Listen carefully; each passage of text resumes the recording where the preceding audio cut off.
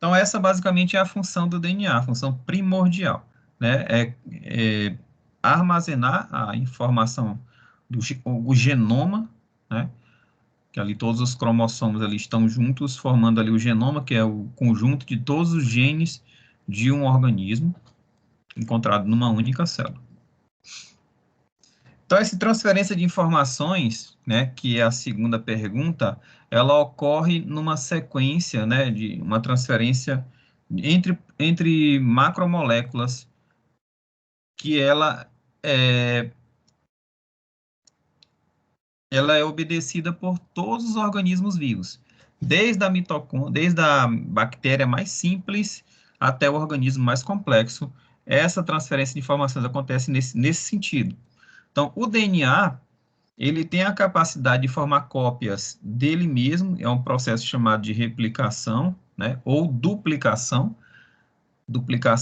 de se duplicar, de dar origem a duas a partir de uma, ou replicação, formar uma réplica dele mesmo, né, formar uma cópia. Então, essas moléculas de DNA, elas podem se dividir e dar origem a novas moléculas de DNA. A gente já vai explicar como que esse processo acontece, quais as etapas envolvidas. A partir desse DNA, esse DNA ele também pode dar origem a uma outra molécula. Pelo processo de transcrição, o DNA ele vai dar origem a um RNA. Então, a replicação é o processo em que o DNA ele faz réplica dele mesmo, se duplica. A transcrição é o processo em que a informação genética que está contida no DNA é transferida para o RNA mensageiro. E depois essa informação, esse RNA, ele vai ser traduzido em uma proteína, né, pelo mecanismo de tradução. Essa é o fluxo convencional de informações, que é chamado de dogma central da biologia, né? Esse dogma é universal, todos os seres vivos obedecem a essa regra. Só que existem alguns poucos micro-organismos que fazem um fluxo não convencional, né? Que existem algumas exceções desse dogma central da biologia, que basicamente são vírus, né? Existe o processo de transcrição reversa, né? E a transcrição reversa é uma transcrição ao contrário. A transcrição normal, o DNA, ele vai dar origem ao RNA.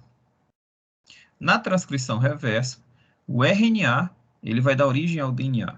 Só que para isso acontecer, entra em ação uma proteína muito importante, chamada de transcriptase reversa. Então, é essa enzima, transcriptase reversa, que vai converter o RNA em DNA. Essa enzima é muito importante e muito utilizada na biologia molecular, principalmente na detecção de vírus que tem como molécula principal o RNA. Nós sabemos que existem dois tipos de vírus de acordo com o material genético. Existem os DNA vírus, cujo material genético encontrado no capsídeo é DNA. E o RNA vírus, a molécula genética é o RNA. Então, esse RNA vírus, quando ele parasita uma célula, esse RNA ele precisa se transformar num DNA, para então esse DNA viral sofrer hibridização, né? Sofrer mescla. Ele vai ser introduzido, misturado com o DNA da célula, e a partir daí essa célula começa a produzir proteínas virais e vários componentes virais para a duplicação do vírus, o ciclo reprodutivo do vírus. Então, essa enzima transcriptase reversa, ela é utilizada, por exemplo, para o teste de COVID, né? É feito uma RT-PCR. O vírus da COVID, ele é um RNA vírus. E aí, para eu fazer a detecção desse material genético, eu preciso transformar esse RNA em DNA. E aí, eu utilizo essa enzima transcriptase reversa para transformar o RNA do vírus em DNA complementar e depois eu fazer a detecção. E existe também uma outra exceção, é que os RNA vírus, eles também podem dar origem a outros RNA vírus, fazer várias cópias dele mesmo, tá? Semelhante ao processo de replicação do DNA, tá? Então, são poucos micro-organismos que conseguem fazer esse processo de replicação de RNA, mas existe. Então, essa informação, ela é transferida através de três processos. A replicação, né, que é um processo em que as sequências dos desoxirribonucleotídeos, né, que são os nucleotídeos de RNA, que nós falamos na aula passada, existem dois tipos de nucleotídeo, o nucleotídeo de DNA e o nucleotídeo de RNA. O nucleotídeo de DNA é chamado de desoxirribonucleotídeo, porque ele tem a desoxirribose como açúcar do nucleotídeo, e os nucleotídeos de RNA são chamados de ribonucleotídeos. Então, esses desoxirribonucleotídeos, encontrados na fita dupla do DNA, eles vão dar origem, né? Eles vão se duplicar e formar novas fitas de DNA. A transcrição é um processo em que a informação contida no DNA é transcrita através da síntese de fitas de RNA, através do encadeamento de ribonucleotídeos para dar origem ao RNA mensageiro. E o processo de tradução é a síntese de uma sequência de aminoácidos, né, como leucina, valina, alanina, metionina, formando cadeias de polipeptídeos, né, de encadeamento de aminoácidos, e também de proteínas. Polipeptídeos, qual a diferença, professor, de polipeptídeos para proteínas? Os polipeptídeos são encadeamento de aminoácidos até 10, 15 aminoácidos no máximo. As proteínas têm mais de 15 aminoácidos na sua estrutura. Então, os polipeptídeos são proteínas pequenas, trocando em miúdos. Então, onde que são localizadas essas moléculas nos organismos vivos?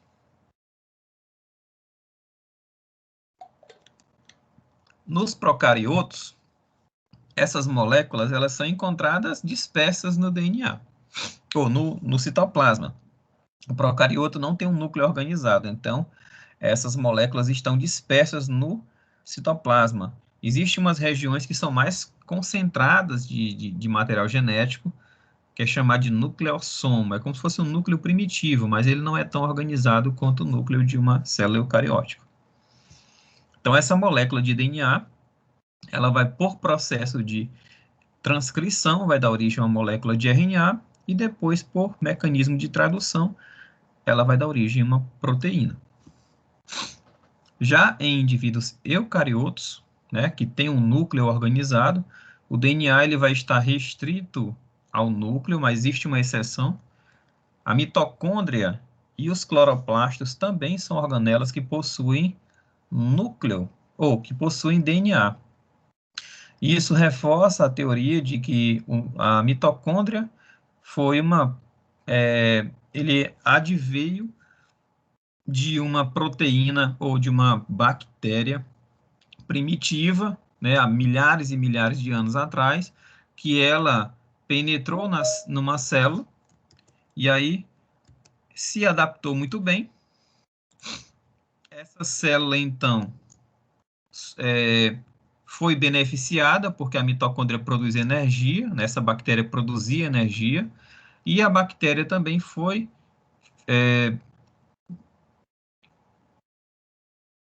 também beneficiada porque ela estava num ambiente rico em alimentos. Então, elas formaram uma espécie de simbiose, de uma união eterna, em que essa mitocôndria passou a ser parte dessa célula. Então, uma das hipóteses,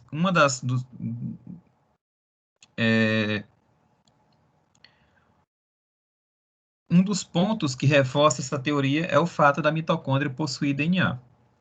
E o outro ponto é que a mitocôndria ela consegue se duplicar de forma independente do núcleo da célula. Então, a célula, mesmo não se duplicando, as mitocôndrias elas podem sofrer duplicação quando as células necessitarem de mais energia. Tá? A mesma coisa para os cloroplastos. São organelas também que possuem DNA. E aí tem uma teoria semelhante à da mitocôndria, né, porque os cloroplastos são derivados de bactérias arcaicas, né, que conseguiram também fazer simbiose com células, e tanto o cloroplasto quanto a célula hospedeira tiveram vantagens com essa união. O cloroplasto ele produz energia a partir da fotossíntese, e ali ele tinha um meio de proteção e rico em nutrientes também, que o favoreceu. Então, as células eucarióticas são células que possuem um núcleo organizado, e aí esse DNA ele vai sofrer duplicação no núcleo da célula, né, durante o processo de mitose, de síntese, né, do ciclo celular. Esse DNA, então, ele pode sofrer transcrição, dando origem a uma molécula de RNA, e aí tem uma pequena diferença do procariótico para o eucariótico. Esse RNA mensageiro, no caso de RNA mensageiro, o RNA mensageiro, para poder sair do núcleo da célula, para ir para o citoplasma, ele precisa passar por um processo de maturação, né? Esse DNA, esse RNA mensageiro, ele passa por um processo chamado de splicing. Ele vai sofrer uma realocação, ele vai receber uma cabeça chamada de CAP e uma cauda chamada de poliar, e ele vai sofrer retirada das regiões não tradutoras, as regiões chamadas de introns. E aí esse RNA mensageiro maduro, ele vai então ser transcrito ou traduzido em proteínas. Então vamos falar do primeiro processo, que é o processo de replicação. Até aí, pessoal, estão conseguindo acompanhar tudo certinho? De boa?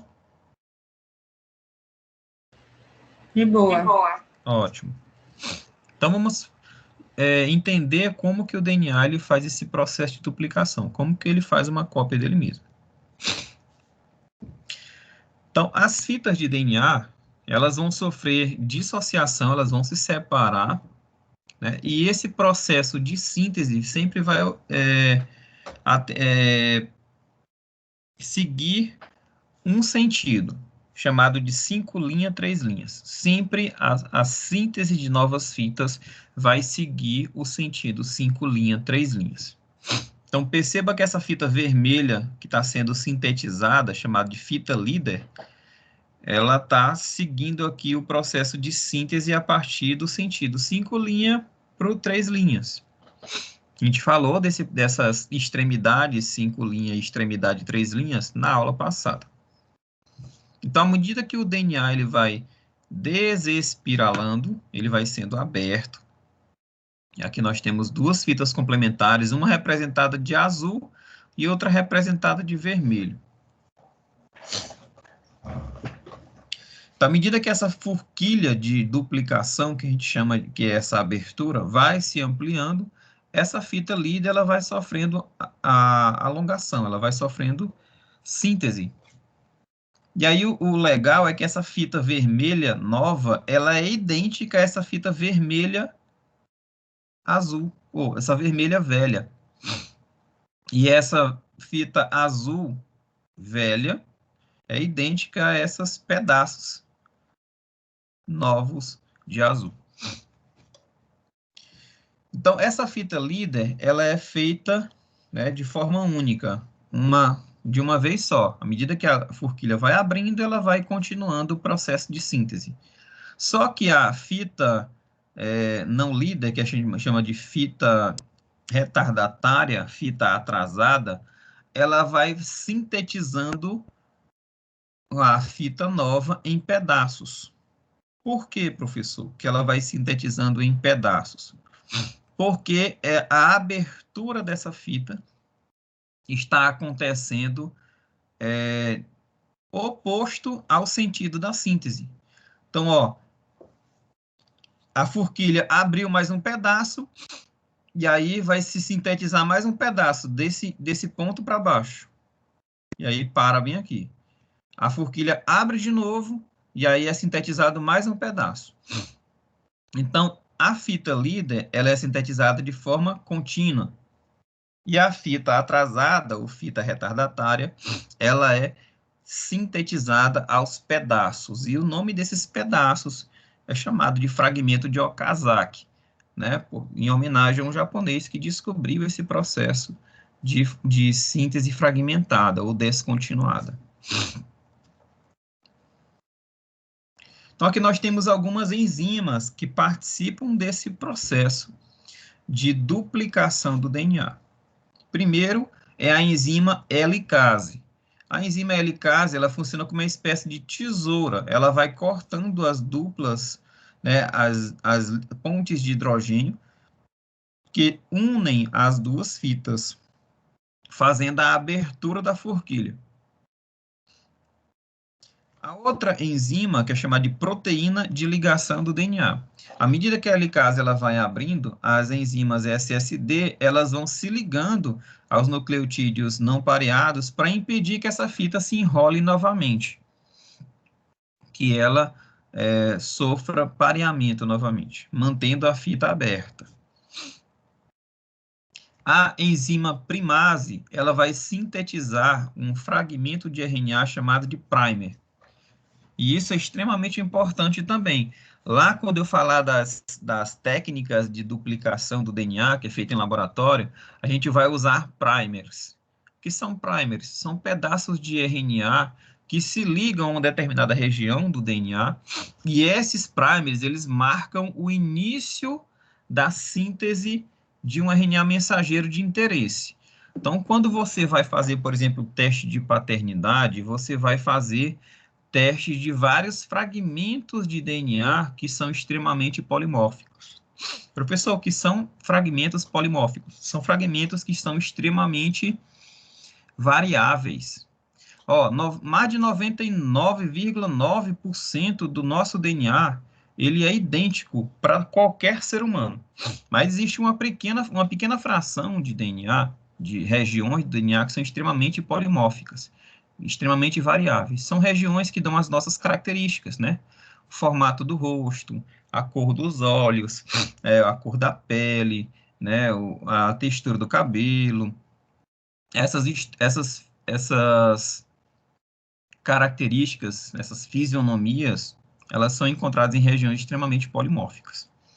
Então, quando eu vou fazer teste de DNA de pessoas, eu vou fazer cópias dessa região que é mais diferenciada, né, para saber se há possibilidade de uma pessoa ser filho ou ser parente de outra pessoa, porque essas regiões provavelmente vão ser muito parecidas, né, a cor dos olhos são parecidas, a cor da pele.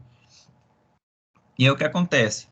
Para a gente direcionar o DNA para essa síntese, a gente precisa fazer o que a gente chama de primers. Os primers são pedaços de DNA ou de RNA que se ligam à cadeia grande de DNA e orientam a duplicação do DNA, a formação das cópias. Porque a partir daí, ela vai funcionar como uma espécie de âncora para que a DNA polimerase, que é a enzima que faz a duplicação, haja.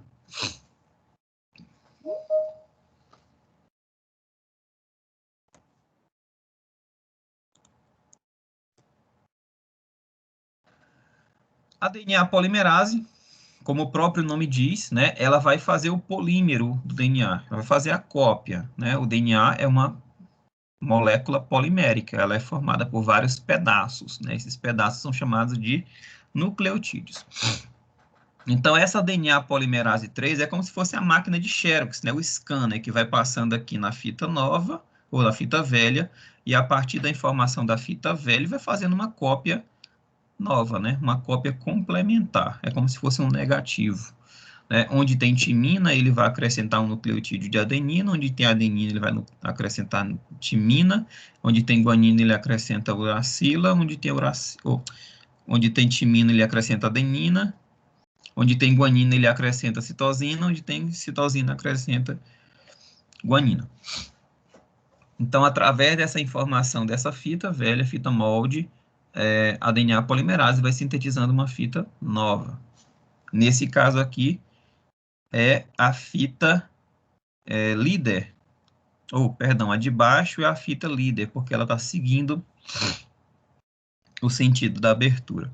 A fita de cima ela é feita em pedaços, né, que são chamados de fragmentos de Okazaki. Outra enzima importante é a enzima topoisomerase. A enzima topoisomerase, ela vai aliviar a tensão da fita dupla. Vocês já devem ter tido uma experiência semelhante ao que acontece aí com a abertura do DNA. Por exemplo, quem já tentou desenrolar uma corda ou desenrolar uma mangueira de jardim, você tenta desenrolar do lado e na outra ponta ela vai ficando mais enrolada ainda. Né? É o que acontece quando você tenta desenrolar aspirar um fio de telefone, aquele que é mais antigo, né? Aqueles fios de telefone. Quando você tenta desenrolar de uma extremidade, a outra extremidade fica mais enrolada ainda. E é justamente isso que a topoisomerase faz. Ela diminui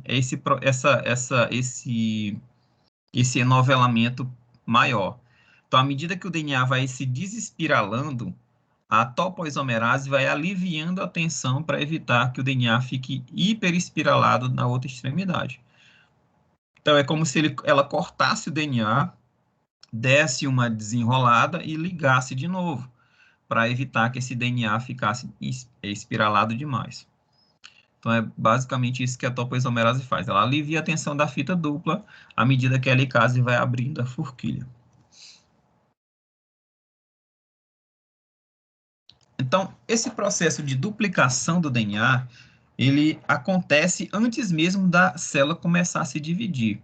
Né? Eu creio que alguns de vocês que tiveram a disciplina comigo de morfo do sistema imune hematológico, quando eu estava falando lá de câncer, e eu falei de ciclo celular, eu falei das etapas do ciclo celular.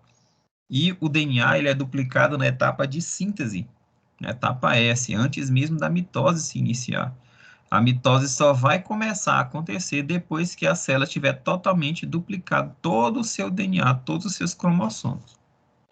Então, a célula já começa a mitose com tetraploide, já com os cromossomos duplicados.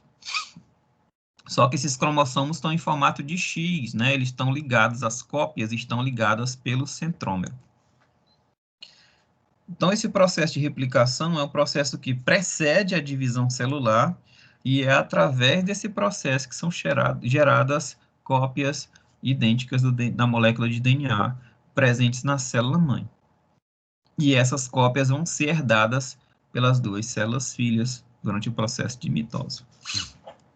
Então, aqui nós temos o ciclo celular, né, e as suas fases, né, a fase de mitose, que é dividida em 4 subfases, prófase, metáfase, anáfase e telófase, e depois que a célula termina o processo de mitose, ela entra no gap 1, que é o processo em que as células sintetizam proteínas que são importantes para o seu funcionamento. Quando a célula, então, ela começa a se preparar para uma nova mitose, ela entra em processo de síntese e ela vai duplicar todo o seu DNA. E o gap 2 é o processo em que a célula começa a sintetizar proteínas e enzimas importantes para a mitose. Então, ela já entra na mitose com todo o material necessário para a sua duplicação pronto, tanto as enzimas necessárias quanto o DNA duplicado. Então, é nesse processo de síntese em que o DNA ele vai ser duplicado e depois vai ser condensado lá na primeira etapa da mitose, na prófase, para formar os cromossomos duplos, né? E essa duplicação do DNA acontece através do desespiralização do DNA, que é feito pela helicase, e a síntese de novas fitas, que é feita pela DNA polimerase 3 associada, né, auxiliado por outras proteínas, como topoisomerase, primase, DNA ligase e outras. Então, só para repetir aqui o processo, né, das etapas do ciclo celular, síntese e mitose, as fases de parada, né, de fases de preparo, que são as GAP 1 e GAP 2, a fase 0, que é encontrada em algumas células, e as ciclinas, que são as enzimas, as proteínas que verificam se o processo do ciclo celular está ocorrendo de maneira adequada.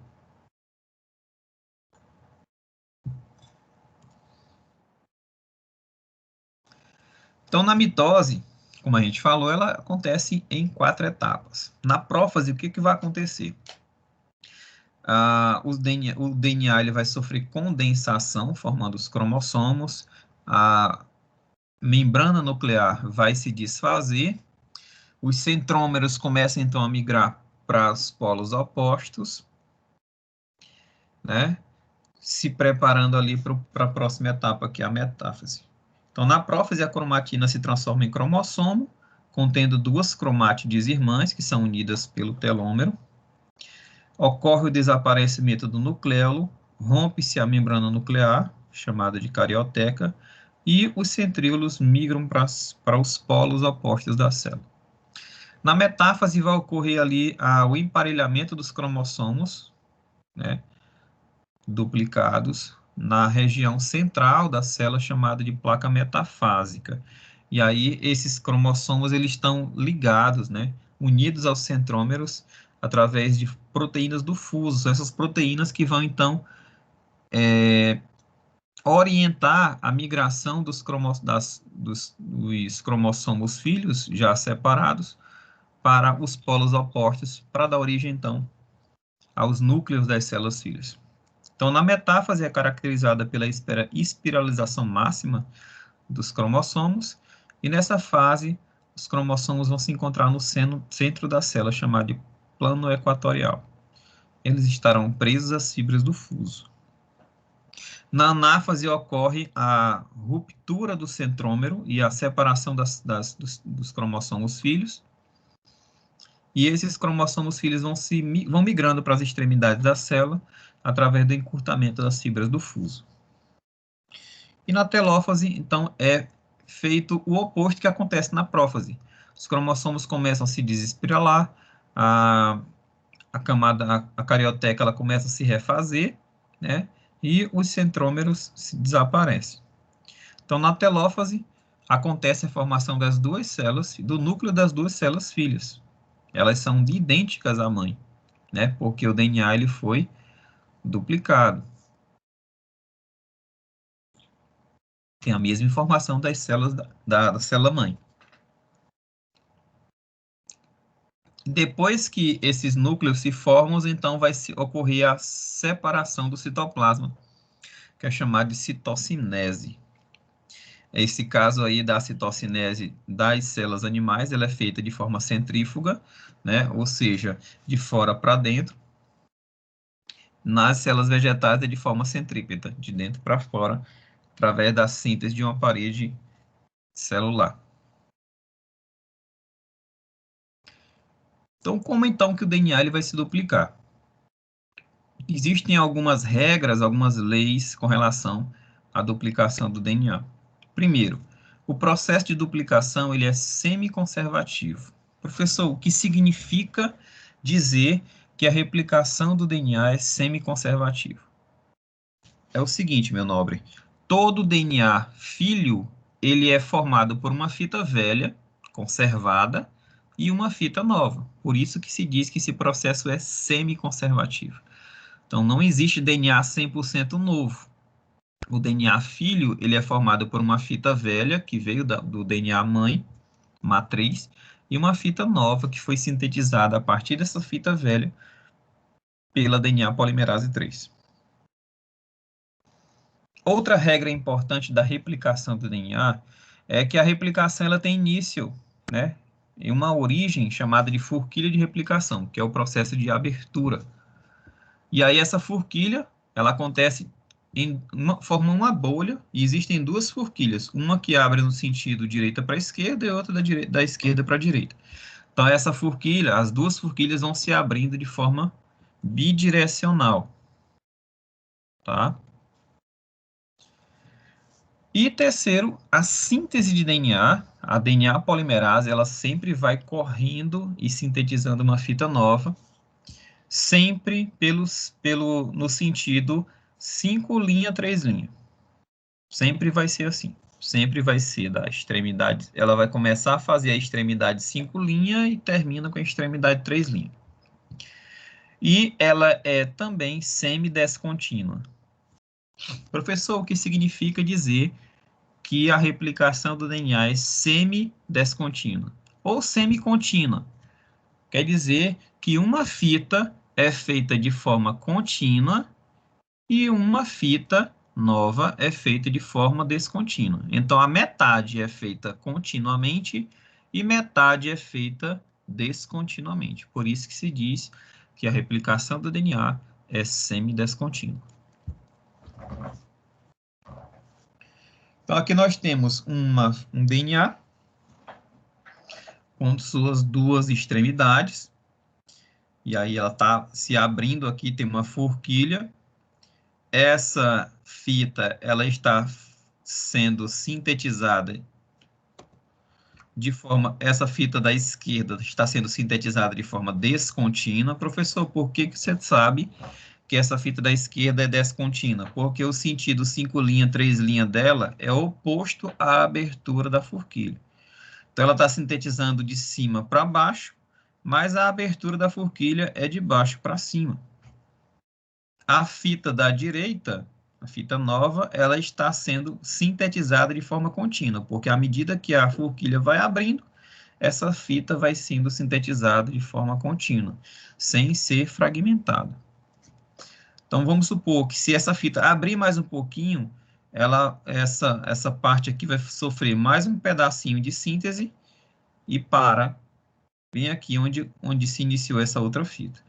Já a outra fita nova não. À medida que a forquilha vai abrindo, essa fita nova vai sendo sintetizada. Então, como a gente falou, esse processo ele é unidirecional, né? À medida que a forquilha vai abrindo, né, o deslocamento da forquilha, a cadeia líder vai sendo sintetizada, né, no sentido sempre do 5 linha, 3 linha.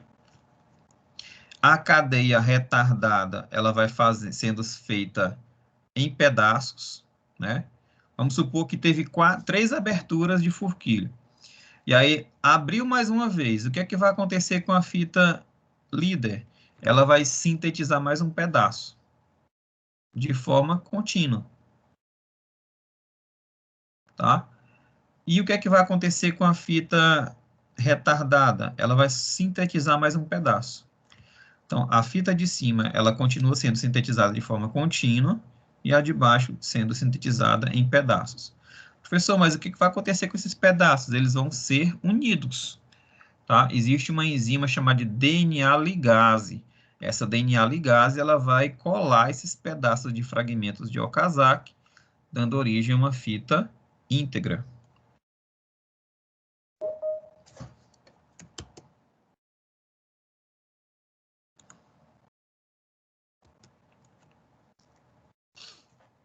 Então, quais são as enzimas envolvidas no processo de duplicação do DNA?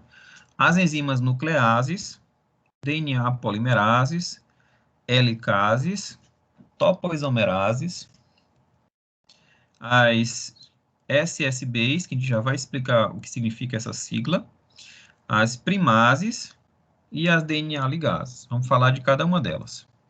Primeiro, as nucleases. As nucleases são enzimas que degradam o material genético, material nuclear. São enzimas que têm a capacidade de clivar, de quebrar ácidos nucleicos, sendo, portanto, responsáveis pela degradação do DNA. Existem 2 tipos de nuclease, né, de acordo com o alvo. Existem as DNases, que degradam DNA, e existem as RNases, né?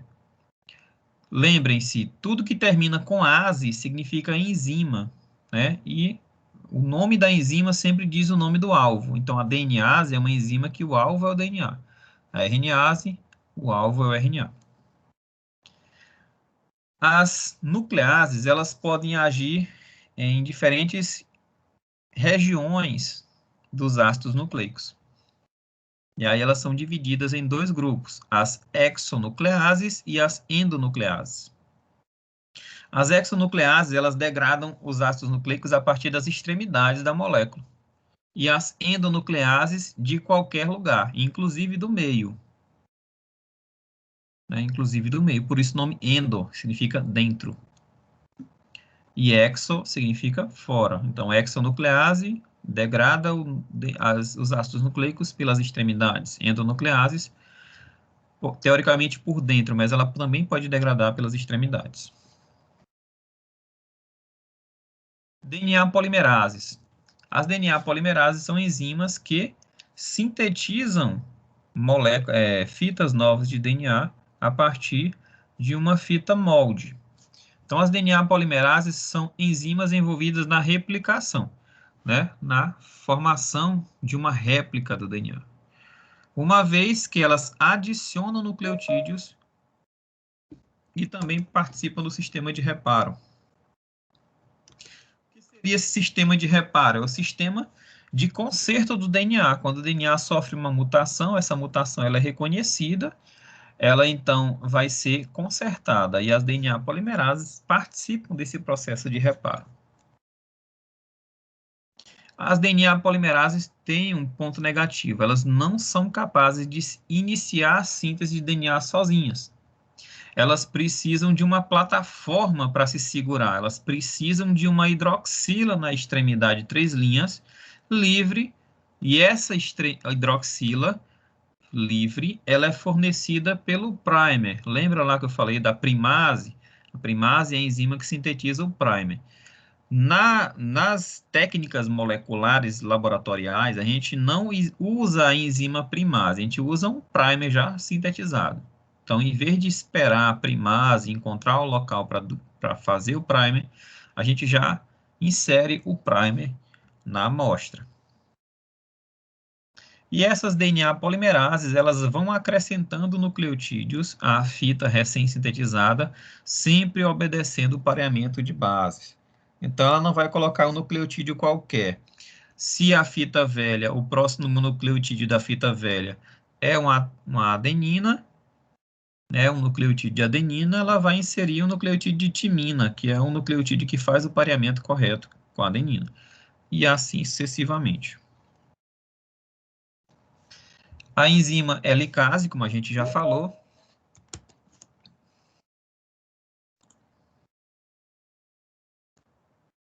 é a enzima que faz a abertura da forquilha de replicação, separando as fitas parentais, as fitas paternas, né, as fitas do DNA pai, quebrando ali as pontes de hidrogênio entre as bases nitrogenadas, para que, uma vez separadas essas filhas, possa dar início à replicação. As enzimas topoisomerases, elas aliviam a tensão após a separação da helicase. Então, à medida que a helicase vai desenrolando as fitas, a topoisomerase vai ajudando a reduzir a tensão dessa abertura, semelhante a um desenrolar de uma mangueira, como eu falei para vocês. E também as proteínas chamadas de SSB, né? Single Stain Building, ou proteínas ligadoras de DNA. Essas proteínas, elas se ligam às fitas não pareadas para impedir que elas voltem a se enrolar novamente. É como se fossem uns grampos ali, umas proteínas que funcionam como uma espécie de grampo, né? Ou de tampinhas ali para impedir que os nucleotídeos se enrosquem novamente. Então, essas proteínas SSBs, né, do inglês Single Strain Building, são também chamadas de proteínas de ligação do DNA, de fita simples. E a função dela é manter as duas fitas separadas e estabilizadas. As enzimas primases, elas sintetizam uma pequena porção de RNA, que vai servir como primer, ou plataforma de substrato para que a DNA polimerase use aquela hidroxila livre e inicie, então, a duplicação. A DNA ligase, ela vai fazer a ligação dos fragmentos de Okazaki, né, que foram produzidos pela fita descontínua, a fita retardatária. Aqui nós temos a topoisomerase, que está aliviando aqui as tensões do DNA, à medida que a DNA helicase vai quebrando as pontes de hidrogênio das fitas E as proteínas ligadoras de DNA, elas vão se ligando às fitas desnoveladas para impedir que elas voltem a se entrelaçar novamente. Novamente mostrando aí algumas das proteínas envolvidas no processo de duplicação do DNA. Então, quais são as etapas envolvidas no processo de duplicação do DNA?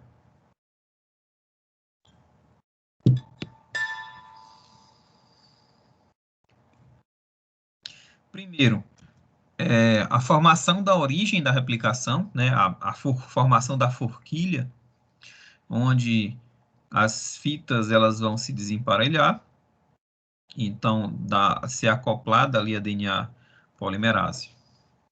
Depois que ocorre a formação da origem, vai ocorrer a extensão, que é o deslizamento da DNA polimerase pela fita simples, que é usada como molde para sintetizar a fita nova. E por último, a finalização. Então, na origem da replicação, são locais específicos, né, com um contexto de sequência específico. Isso quer dizer o quê, professor? Cada célula existem DNAs que estão ativos, regiões do DNA que estão ativos. Vamos tomar como exemplo aí as células beta-pancreáticas. As células beta-pancreáticas, elas produzem um hormônio que na verdade, é uma proteína que tem função hormonal, que é a insulina. Então, lá nessas células beta do pâncreas, existe uma região do cromossomo 11, que é a região do gene que codifica a insulina, que ele está ativo. Então, essa região aí, ela é ativada diretamente. Então, nessa região, vai ocorrer várias replicações. Nessa região também vai ocorrer também transcrição de RNA mensageiro para a formação de proteína. Então, existem locais do DNA que vão funcionar como alvo para iniciar o processo de duplicação do DNA. Essas regiões, elas vão se ligar a proteínas específicas que vão fazer a desespiralização do DNA no local, comandada principalmente pela helicase. E essas regiões, quando são acionadas, essas proteínas se ligam e permitem, então, o início da replicação. A partir do momento que essas fitas de DNA elas são desespiraladas e são desemparelhadas, uma das outras, desemparelhadas, ocorre o processo de extensão, né? E essa extensão, ela envolve duas operações distintas, mas que estão extremamente relacionadas. Uma delas é a síntese da fita contínua.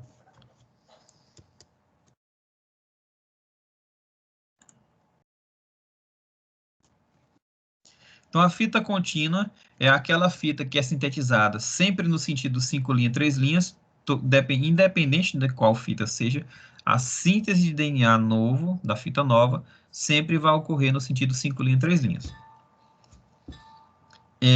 Essa fita, qual a diferença dela para outra? É porque a síntese dela acompanha a abertura da forquilha de replicação. Já a síntese da fita descontínua também acontece no sentido 5 linhas, 3 linhas, só que ela é a síntese, o sentido 5 linhas, 3 linhas dessa fita é oposto à abertura da forquilha de replicação. Então, à medida que essa forquilha vai se abrindo, ela vai formando um novo fragmento descontínuo. Abriu mais um pedaço, vem a nova DNA polimerase e forma um fragmento. Abriu novamente outro fragmento. E aí esses fragmentos são chamados de fragmentos de Okazaki. Então, aqui só para relembrar, né, uma vai obedecendo à abertura e outra vai sendo sintetizada contra o oposto à abertura da forquilha de replicação. Então, à medida que essa forquilha ela vai se abrindo, as fitas vão ficando desemparelhadas e vai se iniciar a síntese.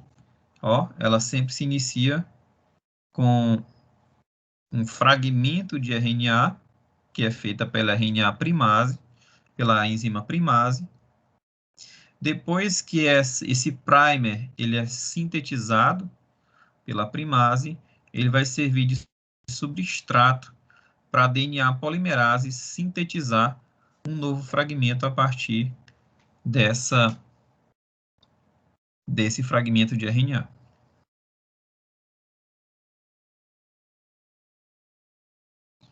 Então, aqui novamente, aqui nós temos a abertura da forquilha de replicação.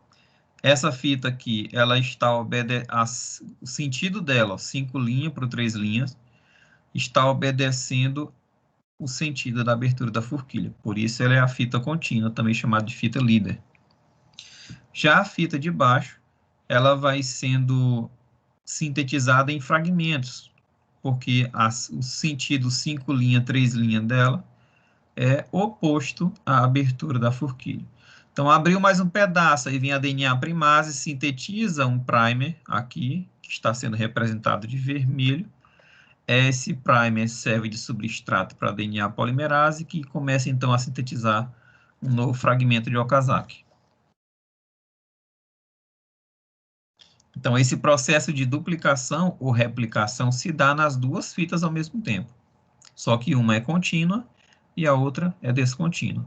Uma vai no sentido semelhante à abertura, né, favorável à abertura de replicação da forquilha, e a outra vai no sentido oposto. Então, aqui nós temos a DNA polimerase em ação, a RNA primase, fazendo aqui a primase, fazendo aqui um primer para servir de substrato para a DNA polimerase sintetizar um novo fragmento de Okazaki. Então, no caso da síntese de fita descontínua, há os iniciadores de RNA, feita pela primase, e aí ela vai servir de substrato para que a DNA polimerase 3 sintetize um fragmento de Okazaki a partir da sua posição. Então, à medida que vai abrindo a forquilha, faz-se um novo primer, a DNA polimerase vem novamente e faz um novo fragmento até encontrar um novo primer. O primer antigo, aliás. Depois que esses fragmentos de Okazaki são sintetizados, né, eles vão ser ligados enzimaticamente. Quem vai fazer esse processo de ligação da fita descontínua é a DNA polimerase. Inclusive, esses primers aqui, eles vão ser substituídos por fragmentos de DNA, porque esses primers, eles são de nucleotídeos de RNA. Então, eles precisam ser substituídos por nucleotídeos de DNA. Quem faz isso é a enzima DNA ligase. Depois que essa fita dupla foi totalmente duplicada, esse DNA foi totalmente duplicado, ocorre o processo de finalização. Nos procariotos, como os procariotos têm um DNA circular, é quando essas duas forquilhas elas chegam às extremidades, simplesmente os dois fragmentos de DNA são formados. Já em eucariotos, essa duplicação, ela acontece, ela se conclui quando essa duplicação chega às extremidades dos cromossomos. Essas extremidades são chamadas de telômeros.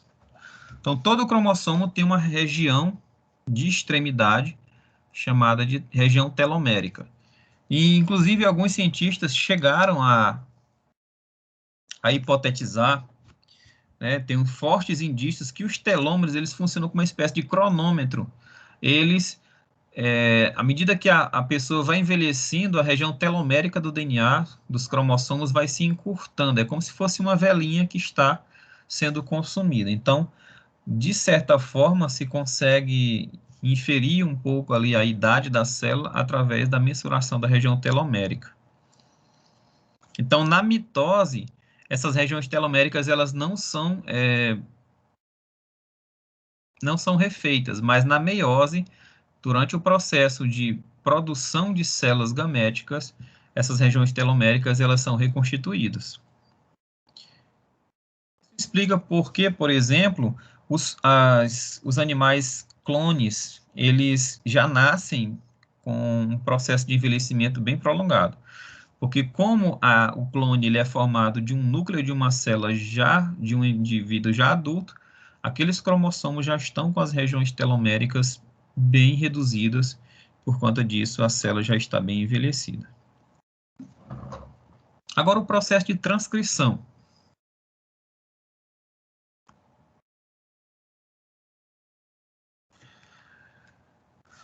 Antes de falar de transcrição, pessoal, tá dando para acompanhar?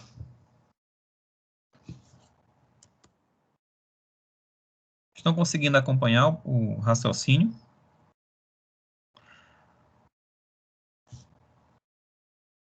Sim? Mais ou menos. Tem alguma dúvida, Dandara? Não, por enquanto. A Lia falou aí mais ou menos. Tá mais ou menos, professor, mas está ainda aqui. Realmente, essa etapa, esse conteúdo ele é bem complexo mesmo.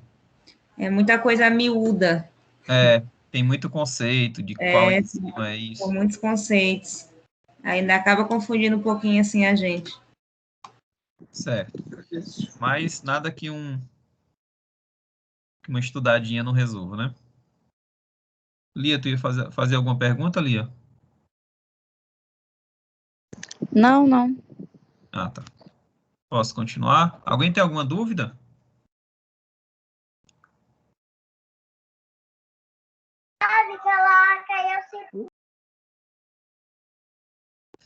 Tem alguma dúvida, Maria?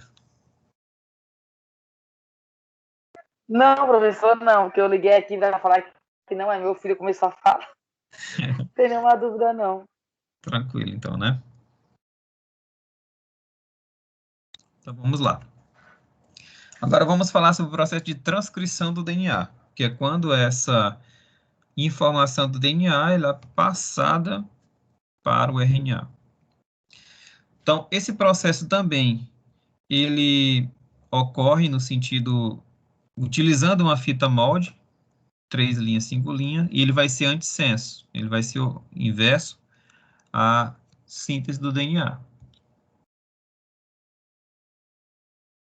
E também a fita não molde, né, que é a fita senso, 5 linhas, 3 linhas. Então, a fita de RNA também ela vai crescer no sentido 5 linhas, 3 linhas, e ela vai formar, né, uma sequência similar à fita não molde. Então, quando o DNA ele se abre, né, as duas fitas de DNA elas se abrem para sofrer a transcrição, apenas uma das duas fitas vai servir como molde. Então, a fita que vai servir como molde, chamada de fita senso, ou perdão, antissenso, e a fita que não vai ser como molde, chamada de fita senso. Então, o DNA ele vai ser sintetizado utilizando a fita não molde, ou a fita molde como modelo, né? Então, a RNA polimerase, ela vai percorrendo essa fita molde pelo sentido antissenso dessa fita para sintetizar o RNA mensageiro no sentido normal, 5 linhas, 3 linhas. Então, ela vai percorrendo pelo DNA, ela vai percorrendo no sentido oposto, mas ela vai sintetizando o RNA mensageiro no sentido correto. E a sequência de nucleotídeos desse RNA mensageiro, esse RNA, perdão, que pode ser qualquer tipo de RNA, ela vai ser similar à fita não molde. Tá? Então, a sequência vai ser praticamente a mesma. Não vai ser idêntica, por quê? Porque não existe nucleotídeo de timina no RNA. Vai ser o nucleotídeo de uracila. Mas os outros nucleotídeos vão ser idênticos, vão se combinar perfeitamente. E a RNA polimerase, ela depende da DNA polimerase. O processo de transcrição depende da enzima DNA polimerase. Então, aqui nós temos, ó, as duas fitas, tá? A fita não antissenso, a de cima, e a fita senso, que não vai ser usada como molde. Na fita antissenso, a RNA polimerase ela vai obedecendo o sentido 5, 3, no caso da fita, ela vai passar do 3' para o 5', mas ela vai sintetizando um RNA no sentido 5', 3'.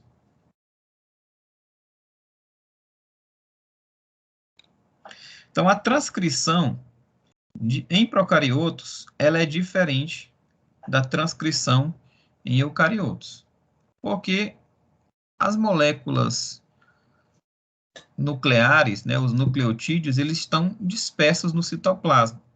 Então, tudo ocorre no citoplasma. Já nos eucariotos, não. Existem algumas etapas que são nucleares e algumas etapas que são citoplasmáticas. Existem algumas etapas extras também nos eucariotos.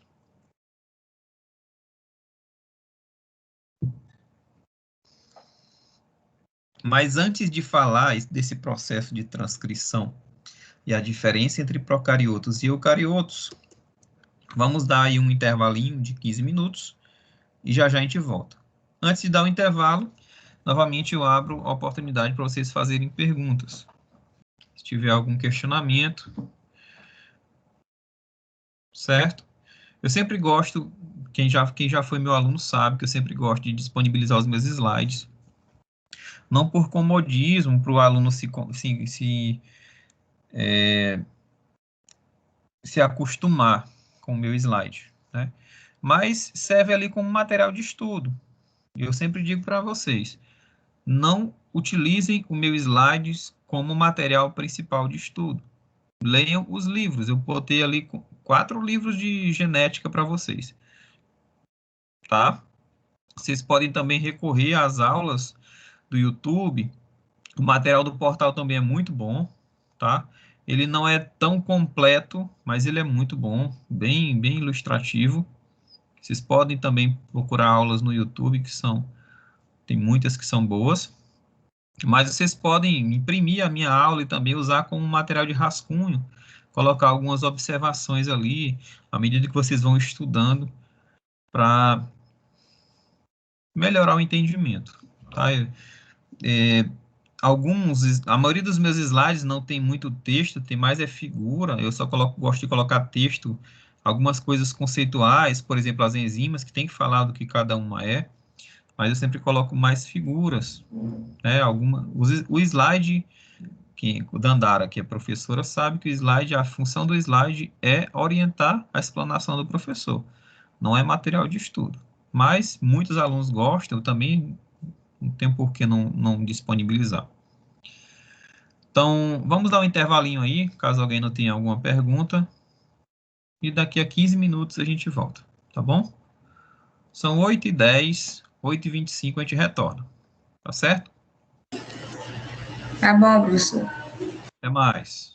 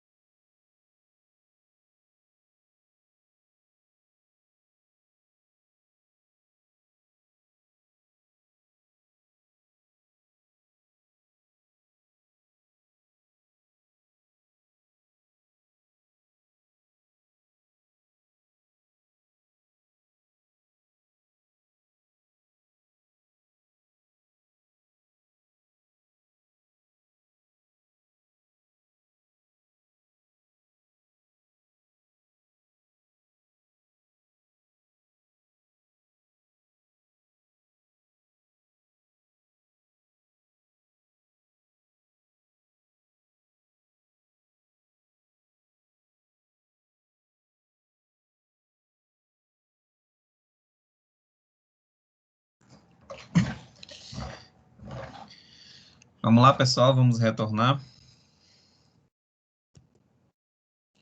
Então, nós iremos falar sobre a diferença da transcrição entre procariotos e eucariotos.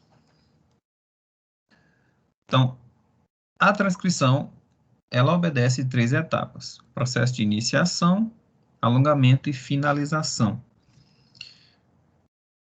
Em procariotos, a RNA polimerase, que tem aí algumas estruturas, algumas regiões, como regiões alfa, beta, teta, essas regiões, elas são responsáveis por reconhecer os sítios, né, as regiões promotoras, como a região menos 35, região menos 10.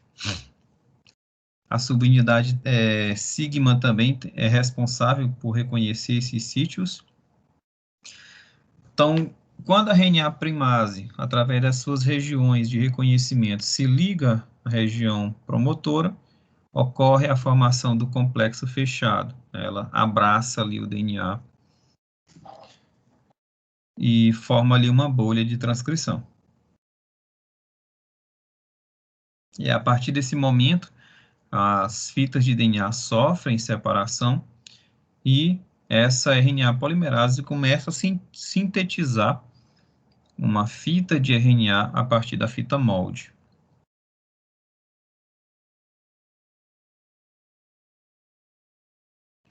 Então, depois que ocorreu esse acoplamento, essa ligação, ancoramento, né, dependendo do livro, você vai encontrar termos semelhantes. A RNA polimerase ela vai começar a migrar no sentido 3 linhas, 5 linhas, né, que é um sentido oposto ao sentido da fita de DNA molde. Vai migrar no sentido 3 linhas, 5 linhas, mas ela vai sintetizar o RNA no sentido 5 linhas, 3 linhas. Então, a partir do momento que ela vai deslizando nessa fita molde, ela vai inserindo ribonucleotídeos na extremidade 3 linhas da fita RNA crescente, fazendo, então, a síntese desse RNA mensageiro. E a etapa de término ocorre com a dissociação, né, o desmonte desse complexo ancorado da RNA polimerase, e essa RNA polimerase se solta da fita molde e também se solta do RNA recém-feito, o RNA transcrito. Então, aqui nós temos a parte inicial, com a RNA polimerase ancorada, ela se ancora justamente no sítio de início da transcrição. Aqui de amarelo nós temos o sítio de parada, o sinal de parada da RNA polimerase, então ela vai iniciar na região de início do sítio e vai concluir, finalizar na região do sinal de parada. A partir do momento que ocorre essa formação desse complexo, esse ancoramento da RNA polimerase, ocorre a abertura da hélice de DNA e começa então a fazer a síntese de RNA, né, através da associação de ribonucleosídeos trifosfatados, sintetizando assim, fazendo a elongação, fazendo o aumento dessa cadeia de polinucleotídeos, sempre através da adição de nucleotídeos orientados pela fita molde de DNA. Então, à medida que essa RNA polimerase ela vai deslizando no sentido 3 linhas, 5 linhas da fita molde, ela vai sintetizando uma fita de RNA no sentido 3 linhas, 5 linhas.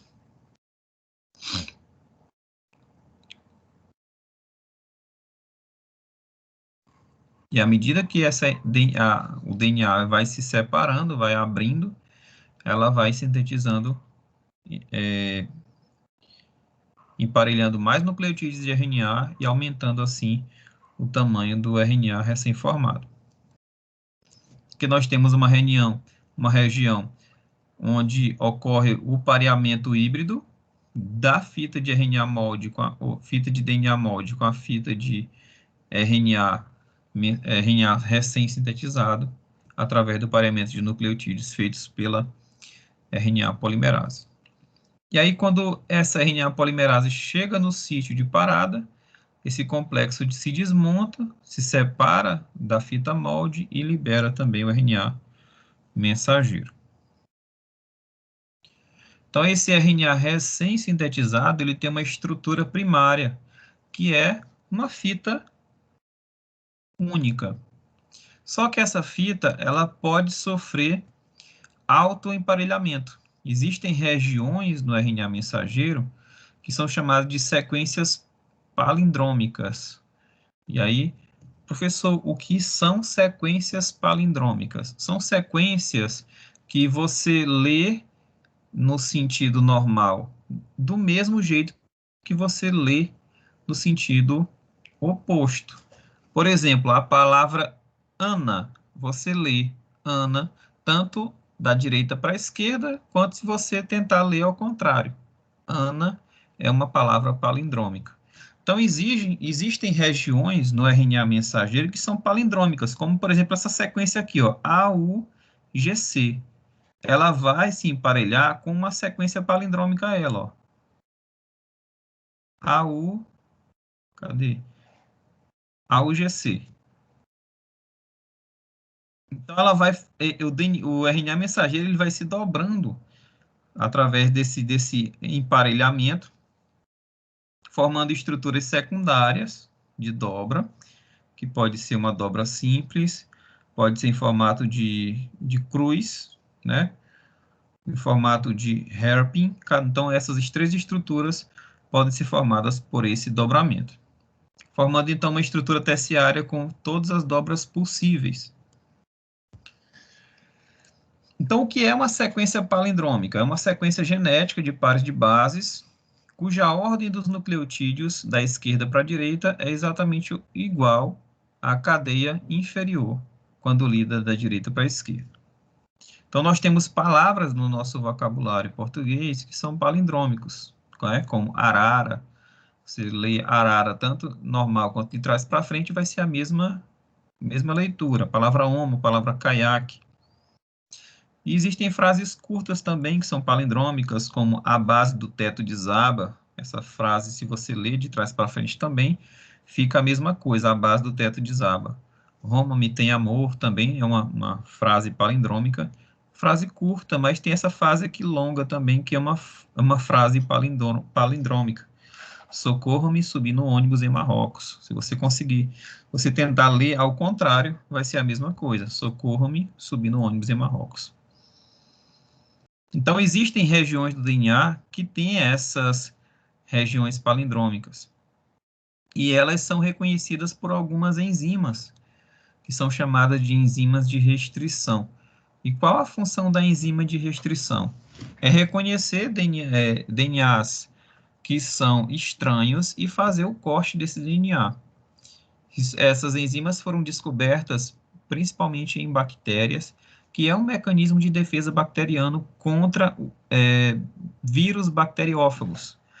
A bactéria ela precisa se livrar do material genético do vírus o mais rápido possível.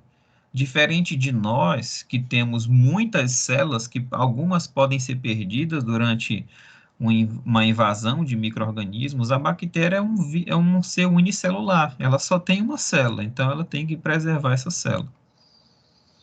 Então, as enzimas de restrição, elas são encontradas em diversas bactérias que reconhecem essas regiões palindrômicas e fazem o corte. Então, quando o vírus ele inocula o seu DNA na célula, as enzimas de restrição, elas cortam o DNA em zonas específicas, que são chamadas de zonas de restrição, que são regiões palindrômicas.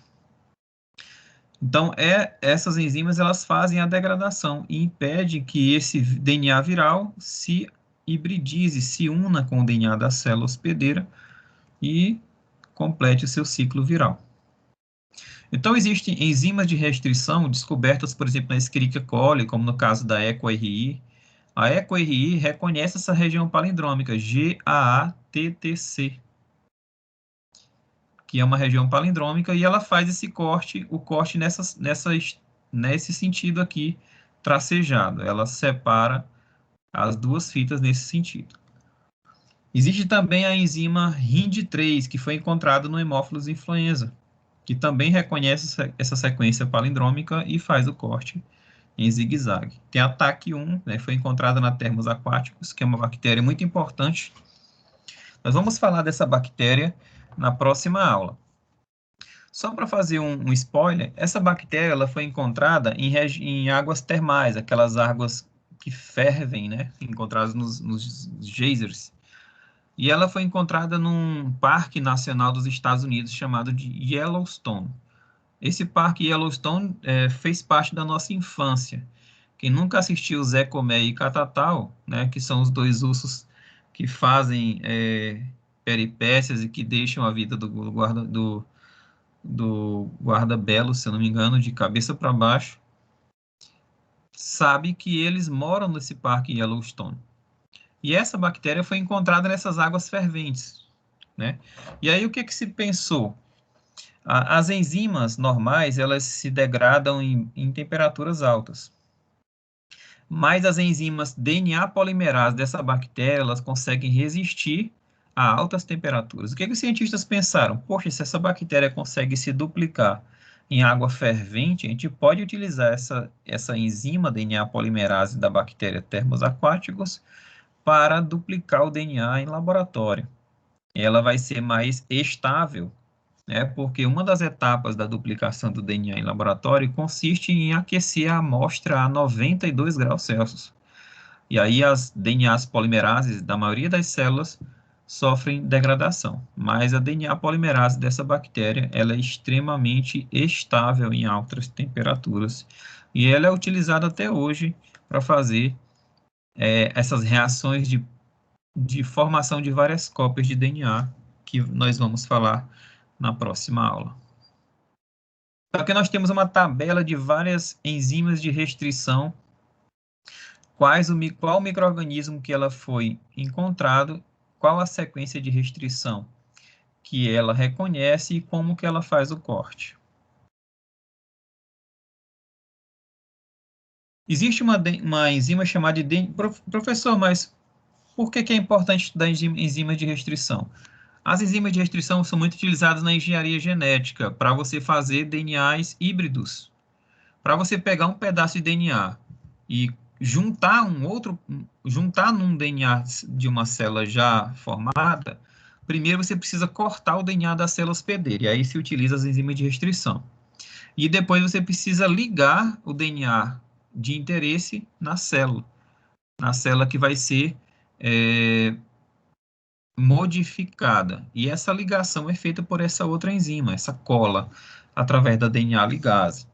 Essa DNA ligase, ela age fazendo o pareamento dessas regiões palindrômicas novamente e fazendo uma ligação, uma religação desses pedaços. Então, aqui nós temos aqui um exemplo de dois fragmentos de DNA que estão com estruturas complementares, que são regiões palindrômicas, e a DNA ligase vai fazer a ligação de dois DNAs diferentes, né? Um DNA que pode ser de uma célula hospedeira e um DNA de célula interesse. Qual a finalidade de se fazer isso? Por exemplo, antigamente as insulinas utilizadas em tratamento para o diabetes, elas eram tiradas de órgãos de animais, de fígado e de intestino, se não me engano, pâncreas e fígado de suínos, de bovinos. Hoje, as insulinas elas são produzidas em laboratórios por bactérias. Se pegaram as bactérias, por exemplo, Escherichia coli, e cortaram o DNA de células humanas, onde tem a região que codifica a insulina, que é uma proteína de função hormonal, e pegaram esse pedaço de DNA humano e colaram, né, hibridizaram as bactérias Escherichia coli. Então, antes elas eram Escherichia coli normais e elas, depois desse processo, passaram a ser Escherichia coli com o gene humano que produz insulina. Então, essas colônias de bactéria, elas produzem insulina normalmente, né? E à medida que essas colônias vão produzindo insulina, essas insulinas são isoladas e são comercializadas. Elas são muito mais estáveis do que as encontradas em órgãos de animais. Em eucariotos, além das etapas de iniciação, anelamento e finalização, existem umas etapas extras nas células eucarióticas. Primeiro, que existem 3 tipos de RNA polimerase encontrados em células eucarióticas.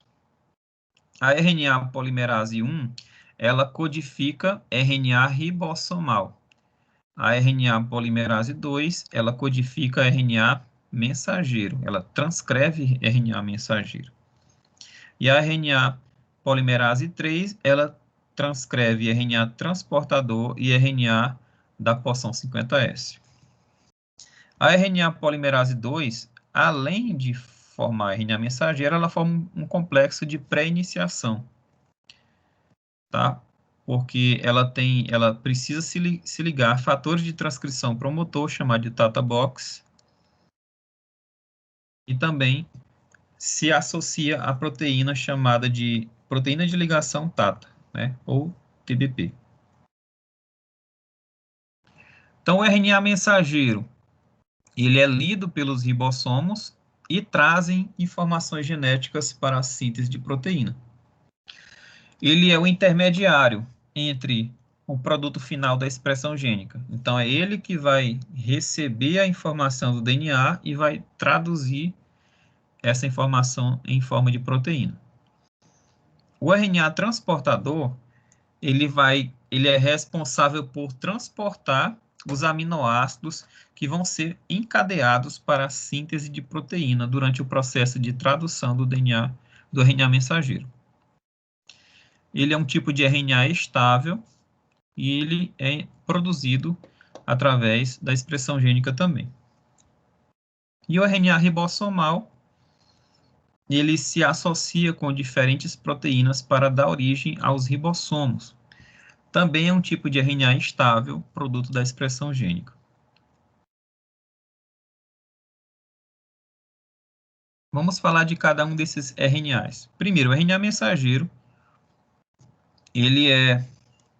a maioria delas, das moléculas de RNA mensageiro, são instáveis, né? Elas podem se degradar. Elas, para sair do núcleo, elas sofrem modificações e processamentos antes de irem para o citoplasma. Então, elas só conseguem passar pela membrana nuclear depois de passar por esse processamento. Primeiro processamento que o RNA mensageiro vai sofrer é o processo chamado de capeamento. Ele vai receber uma estrutura chamada de porção cap na extremidade 5' do RNA mensageiro. Outro processamento que acontece logo após a porção cap é a chamada de processamento de poliadenilação. Na extremidade 3' desse RNA mensageiro, ele vai receber resíduos de adenilato, né? Nucleotídeos de adenina. E por último, esse RNA mensageiro, ele foi codificado de um gene, né? E a gente viu na aula passada que o gene ele tem regiões exônicas, ou exons, e introns. A região exônica é a região codificadora e a região intrônica é a região não codificadora. Então, essa região intrônica ela precisa ser removida e os exons serem, então, unidos. Esse processo de remoção dos introns, ele é feito, o processo de remoção é chamado de splicing. Eu costumo comparar esse processo com aquelas cartelas de adesivo, né? Quando você compra um caderno, tem uma folha na frente que vem vários adesivos, mas a folha vem completa, vem regiões de papel autocolante ali que não são adesivos. É a mesma coisa do RNA mensageiro recém-sintetizado. Ele tem regiões ali que não são importantes e precisam ser removidas. Então, é como se você tirasse aquele espaço entre os adesivos, removesse aquelas estruturas entre os adesivos e deixasse na folha apenas os adesivos, né, que estão contornados de maneira correta. Então, o processo de splicing é a remoção das regiões intrônicas e condensação, né, a associação das regiões exônicas. E depois ele passa para o processo de edição e só então ele vai para o citoplasma. Então, essa extremidade 5' do RNA, que recebeu a cabeça CAP, ela vai ser protegida após emergir do DNA. Então, essa adição da cabeça CAP somente tem no RNA mensageiro. Os introns, eles vão ser removidos, como a gente já falou, pelo processo altamente controlado, denominado de splicing, que é a remoção das regiões intrônicas. Depois que esse RNA mensageiro foi sintetizado totalmente, ou seja, quando a RNA polimerase 3 chega no sítio de término de leitura, esse RNA mensageiro ele sofre clivagem e se separa do complexo. E aí ele vai receber a cauda poli-A, que tem mais ou menos de 150 até 200 nucleotídeos de adenina. Então, aqui nós temos a ilustração de como isso acontece. Essa é a molécula de RNA mensageiro recém-sintetizada. Nós temos as regiões exônicas, que são as regiões avermelhadas, e as regiões intrônicas, que são regiões brancas. Durante o processo de splicing, esses introns que não codificam, eles vão ser retirados. Mas antes desse processo, ele já recebe a cabeça CAP na porção 5' e a cauda poli-A na extremidade 3'. Então, esse vai ser um RNA maduro, RNA mensageiro maduro, com a porção cabeça CAP na extremidade 5', a cauda poli-A na extremidade 3' e a ausência de regiões intrônicas no RNA.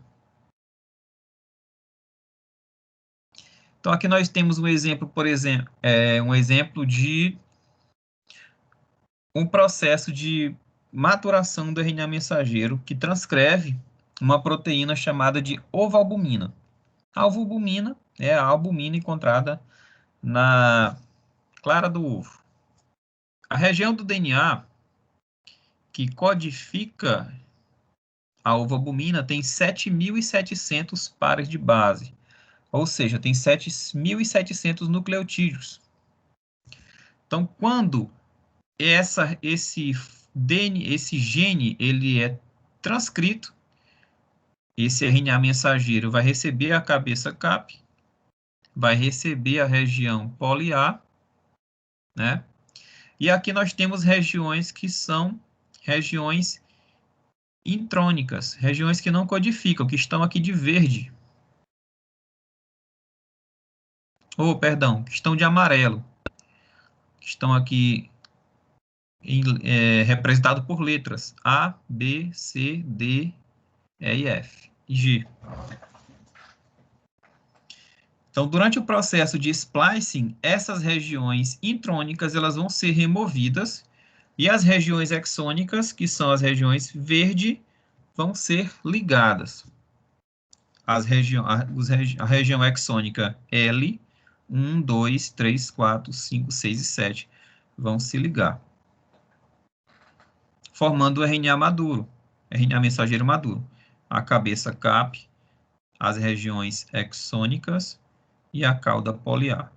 Então, no total, esse RNA mensageiro, ele tem 1.872 nucleotídeos, mas ele foi transcrito a partir de um gene, transcrito a partir de um gene que tinha 7.700. Então, a maior parte dos nucleotídeos que compõem esse RNA inicial, primário, foi removido. E só assim esse RNA mensageiro maduro, ele consegue ultrapassar a carioteca e chegar no citoplasma para traduzir a ovalbumina.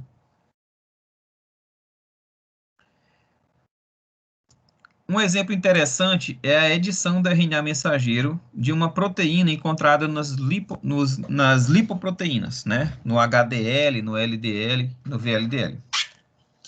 Algumas proteínas que compõem essas lipoproteínas, elas são sintetizadas pelo mesmo gene. A apolipoproteína B100, ela é sintetizada pelas células hepáticas. E a apolipoproteína B48, elas são sintetizadas pelas células intestinais. É o mesmo gene que vai codificar essas duas proteínas. A diferença vai ser na edição, nesse processo de amadurecimento do RNA mensageiro, que vai dar origem a proteínas ligeiramente diferentes. Então, no intestino, o processo de amadurecimento, ele sofre uma pequena alteração. Uma citosina, ela vai ser desaminada, ou seja, ela vai perder uma radical amina, e ela vai se transformar em uracila. Na aula passada, eu falei justamente desses nucleotídeos que são muito parecidos. Tá? Então, uma citosina, ela pode sofrer, um nucleotídeo, uma base nitrogenada, ela pode sofrer conversão de desaminação, ou sofrer uma acetilação, e elas podem se translocar. Nesse caso aí, a citosina desaminada, ela vai dar origem a uma uracila. E aí vai modificar um pouquinho a sequência de aminoácidos que tem na apoproteína B100 e na apoproteína B8. Então, é apenas a troca de um nucleotídeo por um processo de desaminação que vai gerar uma proteína diferente. Então, o códon, que era citosina, adenina, adenina, aquela citosina sofre uma desaminação e vai dar origem a uma uracila, gerando um novo códon, que é uracila, adenina e adenina. Só que esse códon aqui, ele é um códon finalizador. Então, ao invés de gerar uma proteína grande, ele vai gerar uma proteína menor, porque vai ter um códon de parada ali. Então, quando esse RNA mensageiro, quando ele for ser lido pelo ribossomo para ser traduzido, a produção da proteína vai ser bem menor, porque vai ter um códon de parada ali bem no meio, e a proteína produzida vai ser menor do que a B100. Então, em vez de 100 aminoácidos, vai ter apenas 48. Quebra praticamente na metade. Como consequência, apesar de ser o mesmo gene que está ativo nas células intestinais e hepáticas, a proteína do intestino é menor do que a do fígado. Em vez de ter 100 aminoácidos, ela tem apenas 48. O RNA ribossomal, a gente já falou de RNA mensageiro. RNA ribossomal são componentes dos ribossomos. E os ribossomos nada mais é do que fábricas complexos para síntese de proteína. Ele vai ler o RNA mensageiro, à medida que esse RNA mensageiro vai sendo lido, o RNA transportador vai acoplando aminoácidos decorrente do reconhecimento dos códons do RNA mensageiro. Os ribossomos de células procariontes são compostos por 3 moléculas de RNA mensageiro. Já os ribossomos de células eucariontes são formados por 4 moléculas de RNA ribossomal. Então, aqui nós temos a exemplificação. 3 RNAs ribossomais que compõem os ribossomos das células procarionticas, um RNA ribossomal 16S, um 23S e um 5S, que dão origem às subunidades 50S e 30S. Já as células eucarióticas têm 4 RNAs mensageiros. L1, L2,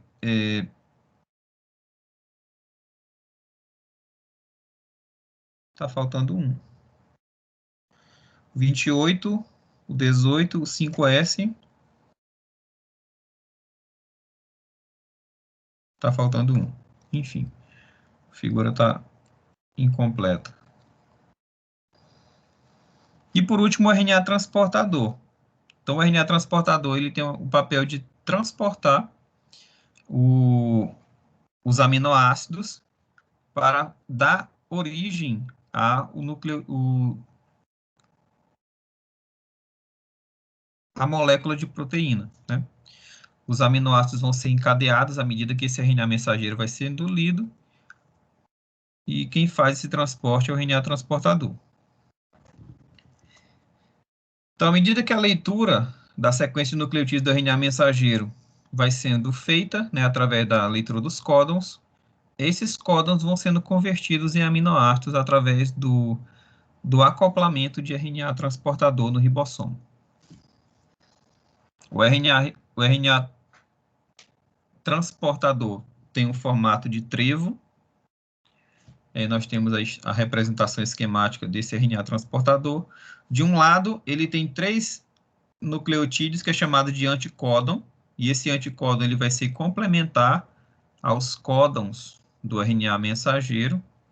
E na outra extremidade, nós temos uma região que se liga ao aminoácido. Então, aqui nós temos os códons do RNA mensageiro. Eles vão ser complementares aos anticódons dos RNAs transportadores. E na outra extremidade do RNA transportador está ligado aqui um aminoácido. Aqui nós temos a estrutura desse RNA transportador de forma tridimensional.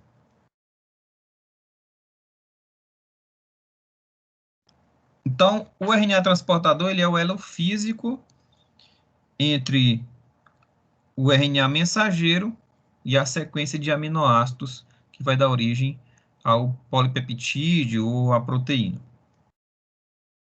Esse RNA transportador ele vai ter uma ligação covalente em uma de suas extremidades com o aminoácido, e esse RNA transportador, à medida que ele vai perdendo esse aminoácido vai ser, então, depois reposto através de uma enzima chamada de aminoacil RNA transportador sintetase. O nome dessa enzima significa que ela vai se ligar um aminoácido ao RNA transportador, e essa síntese de um RNA transportador novo, ela vai ser sem gasto de energia. Tá? Existem 2 tipos de enzimas sintetizadoras: as sintases e as sintetases. As sintases, elas sintetizam com gasto de energia, e as sintetases sem gasto de energia. Então, quando esses 3 RNAs estiverem juntos, eles vão estar ali processando a leitura do RNA mensageiro para sintetizar uma proteína. O RNA mensageiro vai estar sendo lido pelo ribossomo, e o RNA transportador vai estar se acoplando aos códons do RNA mensageiro e, consequentemente a isso, vai estar orientando o encadeamento dos aminoácidos.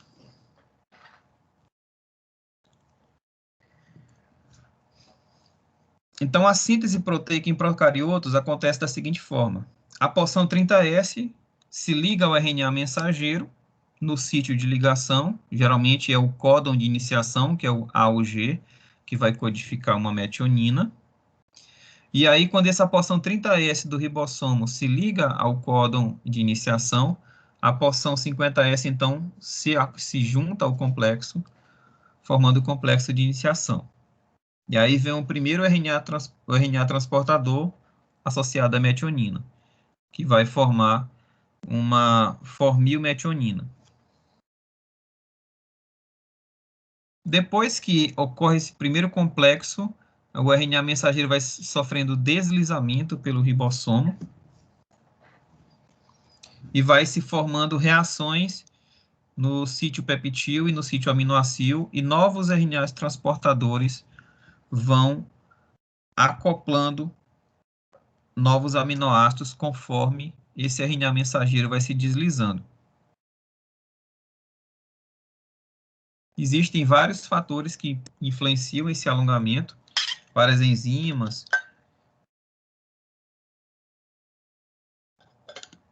várias condições que podem influenciar essa leitura. E a peptidiotransferase é uma enzima que faz a ligação entre esses aminoácidos que estão sendo utilizados para sintetizar essa nova proteína que está sendo produzida. E por último, quando o RNA mensageiro chega no códon finalizador, que é chamado de stop códon, que são 3, UAA, UAG ou UGA, esse complexo de tradução, ele se desmonta, se desfaz, e a proteína, então, de estrutura primária, recém-sintetizada, se desfaz, as subunidades do RNA mensageiro ribossomo também se desacoplam, e o RNA mensageiro também se solta desse complexo. Então, à medida que a RNA polimerase,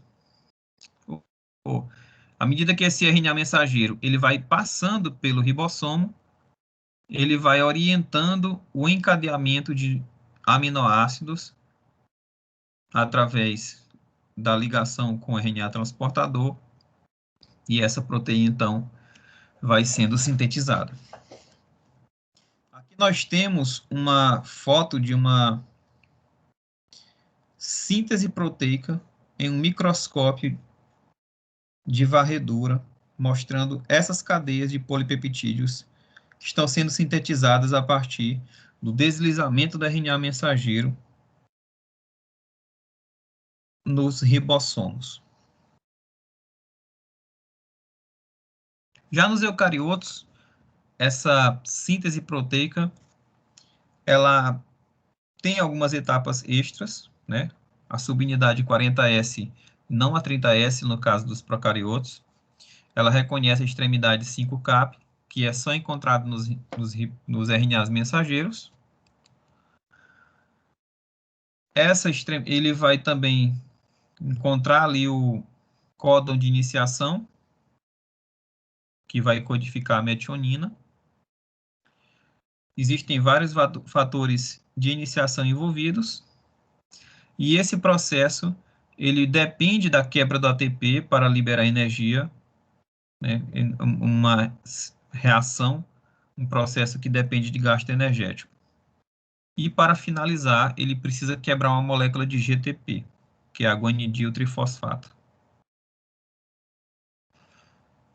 Uma característica importante do código genético é a sua redundância, né?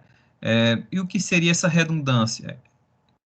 Redundância é como se fosse um mecanismo de segurança, porque mais que você tenha uma destruição, uma troca, esse código ele não vai se alterar.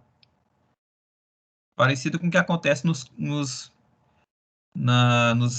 sistemas elétricos, né? Existem vários sistemas elétricos que são redundantes, que tem 2, 3 circuitos. Se um queimar, existem 2 ali de feedback para manter o equipamento funcionando. Por que que esse mecanismo é redundante? Porque existem 64 tipos de códons formados por trincas, e existem apenas 20 aminoácidos que são codificados por essas 64 trincas, ou seja, existem trincas diferentes que codificam o mesmo aminoácido. E essas trincas são redundantes, apesar de mudarem a posição de algum nucleotídeo, o aminoácido a ser transcrito é o mesmo.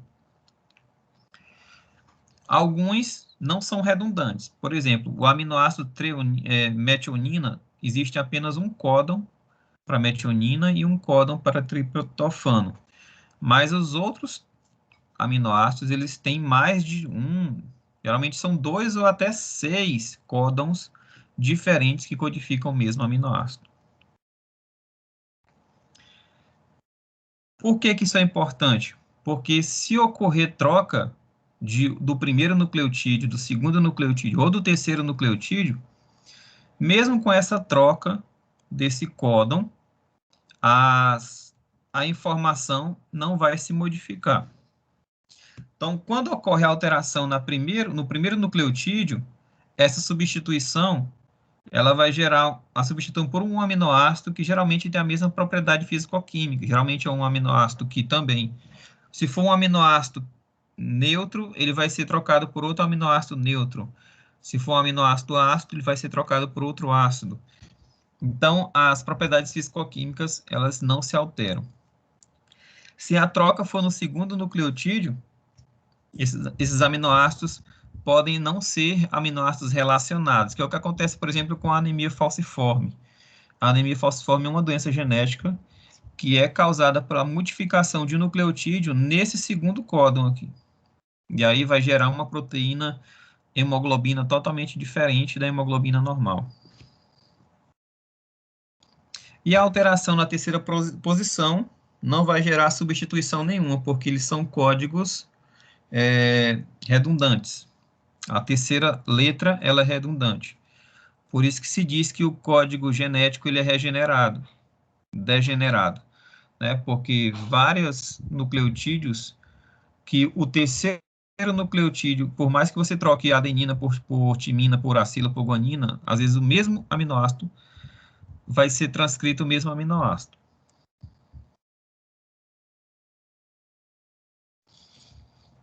E em decorrência dessas mutações, pode ocorrer trocas de aminoácidos na sequência das proteínas.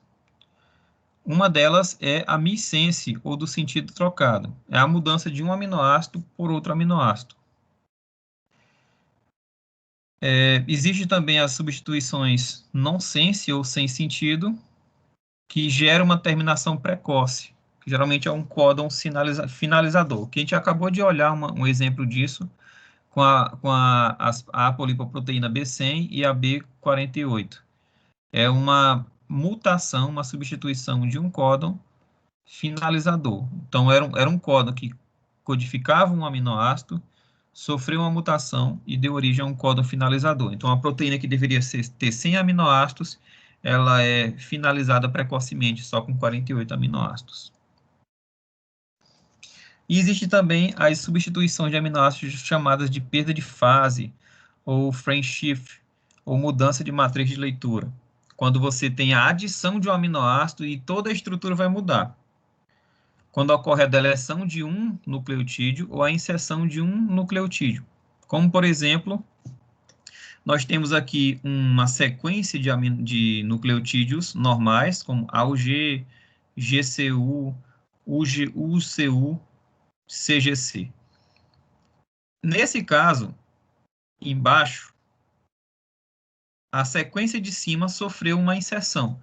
Foi inserida aqui uma adenina entre as duas uracilas, ou entre a uracila e a citosina. Então, aquele terceiro códon que deveria ser UCU, ele passou a ser UAC. E o quarto códon, que era para ser GCG, passou a ser UGC. Então, os aminoácidos que são traduzidos a partir do terceiro códon vão ser totalmente diferentes por causa dessa mutação única, que faz um tipo de substituição de aminoácidos chamado de perda de fase. Vai mudar completamente os códons, mudar completamente a sequência de aminoácidos da nova proteína. Então, aqui nós temos um exemplo de alguns tipos de mutações, né? A inserção, quando há uma inserção de um nucleotídeo. A deleção, quando há perda de um nucleotídeo. E o RNA mensageiro pode sofrer uma inserção e deleção ao mesmo tempo.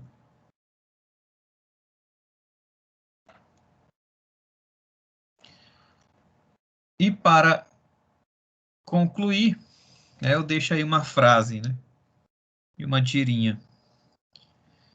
Felipe pergunta para Mafalda: Mafalda, às vezes me pergunto qual o sentido da vida. Mafalda responde que é na direção 5 linhas, 3 linhas, fazendo aí alusão ao sentido da fita do DNA.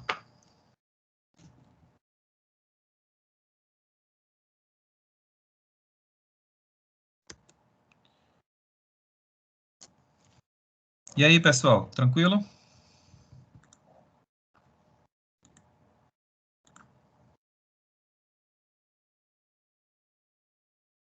Estão comigo ainda? Estamos, professor.